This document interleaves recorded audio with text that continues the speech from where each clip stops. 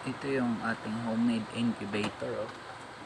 Napansin ko kagabi, ano na siya, umabot ng 30 degrees yung kanyang ah, temperature.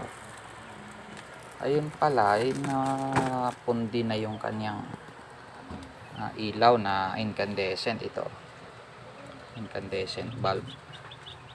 Nilagyan ko ng LED na 50 watts. So umubra naman, pero next time pag gumawa kayo ng homemade incubator, gawin nyo dalawa na ilaw para kung mapundi yung isa, may backup siya. So yun lang, naano ko lang kayo na mag-double mag-double na ilaw para pag napundi yung isa, hindi maapektuhan yung mga itlog.